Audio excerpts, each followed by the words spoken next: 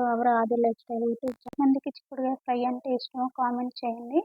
So మేమైతే దీన్ని మా సైడ్ ఆంధ్ర సైడ్ పప్పు చిక్కుళ్ళు ఆర్ ఇత్తనాల చిక్కుళ్ళు అని పిలుస్తారు. ఫస్ట్ ఆఫ్ ఆల్ ఈ చిక్కుళ్ళన్నీ పీల్ ఆఫ్ చేసుకొని ఇలా ముక్కలుగా చేసుకోవాలి. తర్వాత బాయిల్ చేసుకోవాలి కొంచెం సాల్ట్ వేసి. తర్వాత కొంచెం ప్యాన్ తీసుకొని దానిలో కొంచెం ఆయిల్ అండ్ తిరగమాత గింజలు వేసుకొని కొంచెం అవి కలర్ చేంజ్ అయిన తర్వాత కొంచెం ఆనియన్స్ వేసుకొని అటు ఇటు ఫ్రై చేసుకుంటూ ఆనియన్స్ కూడా గోల్డిష్ కలర్ వచ్చాక కొంచెం కరివేపాకు వేసుకున్న తర్వాత కొంచెం అటు ఇటు ఫ్రై చేసుకోవాలి. అలా చేస్తూ ఉంటే కొంచెం కరివేపాకు కూడా వేగిన తర్వాత మనం ముందుగా ఉడకపెట్టుకుని చిక్కుడుకాయలు అయితే దీనిలో వేసుకోవాలన్నమాట.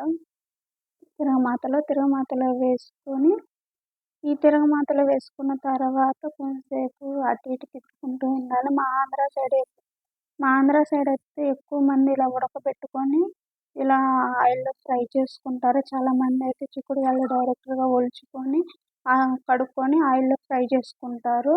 సో మన ఆంధ్ర సైడ్ అయితే ఈ ప్రాసెస్ ఎక్కువ మంది ఫాలో అవుతారు. మేబీ ఎందుకంటే చిక్కుడుకాయలో ఉన్న విత్తనాలు డైరెక్ట్గా ఆయిల్లో ఫ్రై చేస్తే ఉడకమేమో అని. సో తర్వాత కొంచెం చిక్కుడుకాయలు ఆయిల్లో ఫ్రై అయిన తర్వాత salt and turmeric powder add చేసుకొని కొంచెంసేపు అటు ఇటు తిప్పుకుంటూ ఉండాలి.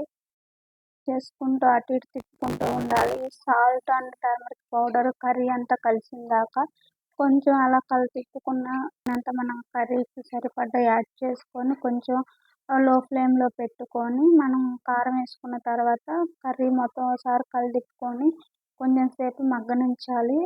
సో ఇదండి ఈరోజు మన చిక్కుడుకాయ ఫ్రై కర్రీ అయితే.